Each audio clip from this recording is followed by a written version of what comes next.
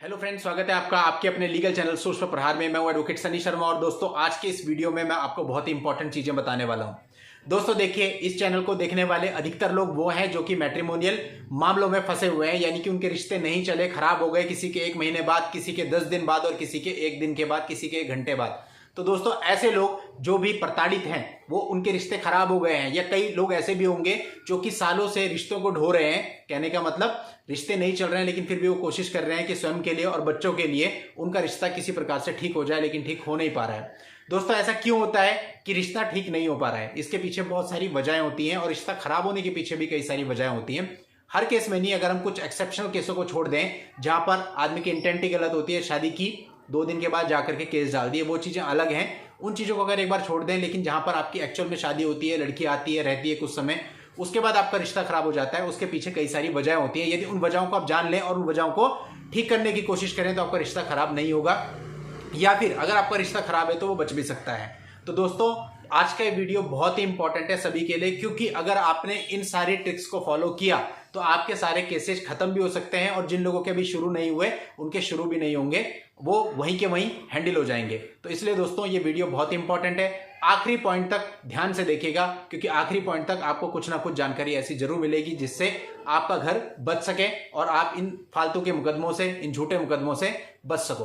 तो दोस्तों आगे बढ़ने से पहले आपसे यही कहना चाहूंगा, वीडियो में आखिर तक बने रहिएगा, वीडियो को स्किप बिल्कुल मत कीजिएगा, और यदि चैनल पर नए हैं, अभी तक भी चैनल को सब्सक्राइब नहीं किया तो चैनल को सब्सक्राइब करके नोटिफिकेशन बेल पर जरूर क्लिक कर लें, ताकि आपको इस चैनल पर आने वाले वीडियो की जानकारी तुरंत मिल सके।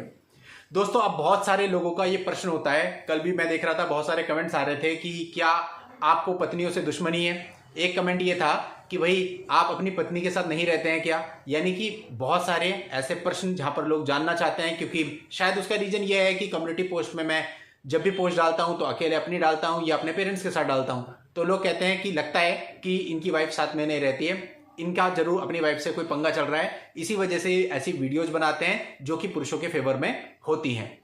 अब दोस्तों यहां मैं आपको कहना चाहूंगा कि मैं आप लोगों को जरूर बताऊंगा इस बारे में, क्योंकि हमारी कम्युनिटी, हमारी एक फैमिली है और इस फैमिली में सब कुछ शेयर करूंगा, यानी पत्नी वाला मैटर खोलूंगा लेकिन अभी बिल्कुल भी नहीं खोलूंगा, अभी इसको सीक्रेट ही रहने देते हैं, बाद में हम इस पर बात करेंगे। और जो भी लोग ऐसे कमेंट्स वगैरह कर रहे हैं, जो भी पूछ रहे हैं, उनको उनके सारे सवालों के जवाब भी मिलेंगे। लेकिन दोस्तों अभी आज के इस वीडियो में हम बात करते हैं कि आप लोगों का रिश्ता कैसे सही हो, यदि डिस्प्यूट्स हैं कैसे खत्म हो, और यदि डिस्प्यूट्स नहीं है तो डिस्प्यूट्स की तरफ आपका रिश्ता ना बढ़े। तो इसके लिए दोस्तों मैं आपको 10 पॉइंट बता रहा हूं, बहुत इंपॉर्टेंट, समझना ध्यान से। पहला, पति हो या पत्नी हो, दोनों को ही एक दूसरे को डोमिनेट करने की कोशिश नहीं करनी चाहिए। यानी कि आपने देखा होगा कि यदि आपकी पत्नी है और आप दूसरे लोगों के सामने उसकी बेइज्जती कर देते हैं, या पत्नी अपने पति की बेइज्जती दूसरे लोगों के सामने कर देती है, उसको नीचा दिखाने का प्रयास करती है, या किसी और तरह से उसके कलीग्स के सामने, उसके फ्रेंड्स के सामने या उसके रिलेटिव्स के सामने, तो ऐसा आपको बिल्कुल नहीं करना है, क्योंकि अगर आप ऐसा करते हो तो उससे जो भी घाव बनते हैं वो हमेशा रहते हैं। उसके बाद आप उसे कितना क्लियर करने की कोशिश कर लो, कितना एक दूसरे को मनाने की कोशिश कर लो, लेकिन वो हमेशा रहते हैं। और जब भी रिश्ते बिगड़ते हैं तो उसके पीछे कहीं ना कहीं ऐसा कोई छोटा मोटा इंसिडेंट जरूर होता है, जो कि फिर आगे वो घाव बढ़ता चला जाता है और इतना बड़ा हो जाता है कि आपके ऊपर मुकदमे दर्ज हो जाते हैं और आप लोग अलग अलग हो जाते हैं। तो अगर आप स्टार्टिंग से ही, डे फर्स्ट से ही एक दूसरे को डोमिनेट करने की कोशिश नहीं करेंगे तो आपके रिश्ते बचे रहेंगे।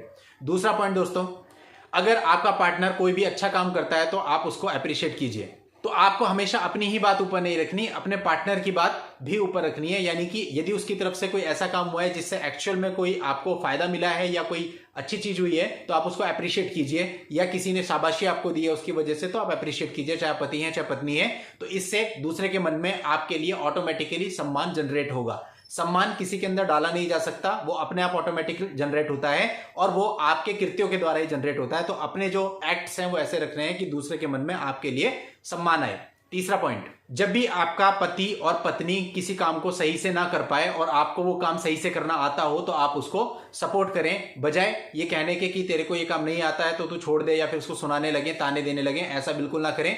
यदि उसको काम नहीं आ रहा है तो आप सपोर्ट दे करके वो काम कराएं। यदि आप उस काम को करने में सक्षम हैं तो जरूर कराएं, लेकिन कभी भी इस बात के लिए उसको आपको सुनाना नहीं है। अगर आप ऐसा करते हो तो फिर बात वही आएगी कि मन में कड़वाहट बढ़ती जाएगी और वो धीरे धीरे इतनी ज्यादा हो जाएगी कि आपके ऊपर 498A दर्ज हो जाएगा, या फिर और कोई स्थिति आपके सामने आ जाएगी। यदि आप पत्नी हैं तो भी हो सकता है कि पति आपको छोड़ के चला जाए। तो यानी कुल मिला के प्रॉब्लम्स आ सकती हैं, चाहे कैसी भी।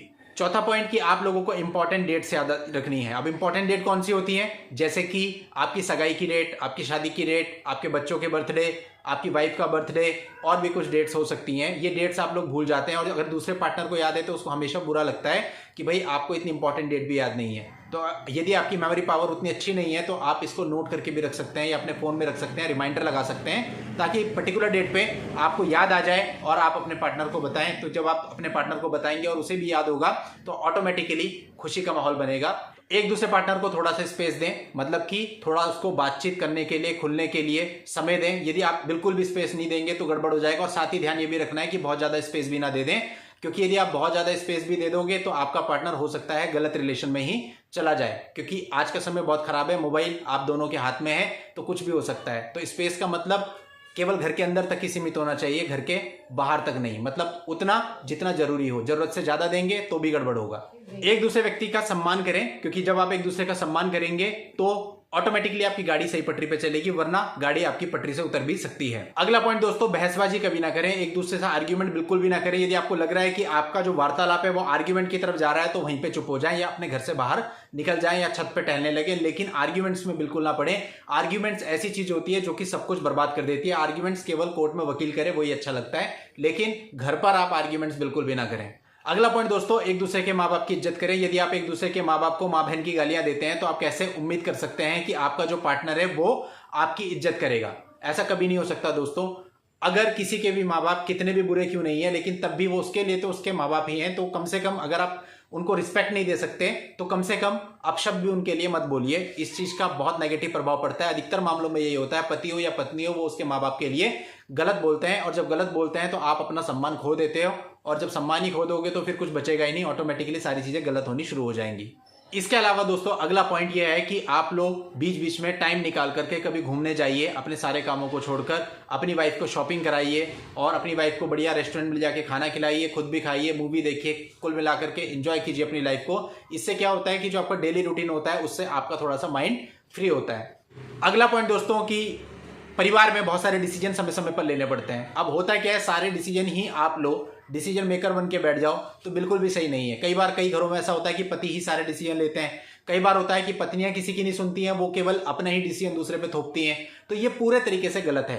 दोनों ही पार्टनर को ये समझना चाहिए कि पहले बैठ करके विचार विमर्श करें और दोनों की सलाह लेकर के फिर किसी निष्कर्ष पर पहुंचे, और उस निष्कर्ष पर पहुंचे जहां पर दोनों ही सहमत हो। यदि पति सहमत नहीं है और पत्नी वो काम को करना चाह रही है तो उसका कोई फायदा नहीं है, जिससे आपके घर की सुख शांति खराब होती है। यही बात दूसरे पार्टनर पे भी अप्लाई होती है। तो कुल मिलाकर के अगर आप कोई भी निर्णय लेते हो, बच्चे के एडमिशन से रिलेटेड हो सकता है, और भी कई सारे निर्णय फैमिली में होते हैं, तो वो सारे बैठ करके आराम से ध्यान से लो और दूसरे के पक्ष को भी ध्यान में रखो। और दोस्तों सबसे इंपॉर्टेंट बात जो बहुत ही इंपॉर्टेंट है, इन सब बातों से बहुत इंपॉर्टेंट है, जिसकी वजह से सबसे ज्यादा घर खराब होते हैं, वो है अपनी गलती ना मानना। आप में से अधिकतर लोग, हम में से अधिकतर लोग अपनी गलती नहीं मानते। हम में से अधिकतर लोग अपनी गलती नहीं मानते। कोई भी पार्टनर हो वो गलत करेगा, करने के बाद खुद को सही दिखाएगा। ये आदत जो होती है ये सब कुछ व्यर्थ कर देती है। यदि आपने गलत किया है और आप सेल्फ एनालाइज करके ये देख लेते हो कि हाँ आपसे गलती हुई है और आप उस गलती को एडमिट कर लेते हो, तो इससे बड़ी चीज कुछ नहीं होती। इससे सामने वाले के मन में आपके लिए रिस्पेक्ट का लेवल बहुत बढ़ जाता है, और ये सही भी है। पति हो या पत्नी हो, यदि आपसे कुछ गलती हो रही है, आपकी वजह से दूसरे का दिल दुख रहा है, तो उस चीज को एडमिट कर लेना चाहिए कि मुझसे गलती हुई है। लेकिन एडमिट ना करके हम खुद को ही सही बताते हैं, जिसकी वजह से सब कुछ गलत हो जाता है। तो दोस्तों ये कुछ पॉइंट्स हैं, अगर इन पॉइंट्स को आप ध्यान में रखेंगे तो आपका रिश्ता कभी खराब नहीं होगा। और दोस्तों हमारे चैनल के इंस्टाग्राम और ट्विटर अकाउंट से आप लोग जरूर जुड़ें। उसके लिए इस वीडियो के नीचे डिस्क्रिप्शन में आपको इंस्टाग्राम और ट्विटर दोनों के लिंक मिल जाएंगे, वहां जाकर के उन्हें फॉलो जरूर कीजिए। वहां पर भी अपने को एक अच्छी कम्युनिटी बिल्ड करनी है, ताकि वहां पर भी इस प्रकार के प्रोग्राम्स आपके लिए समय समय पर लाए जा सकें। तो दोस्तों आज की इस वीडियो में इतना ही। नेक्स्ट वीडियो में नई लीगल जानकारी के साथ मैं आपसे फिर मिलता हूं। तब तक के लिए goodbye and thank you for watching. Take care.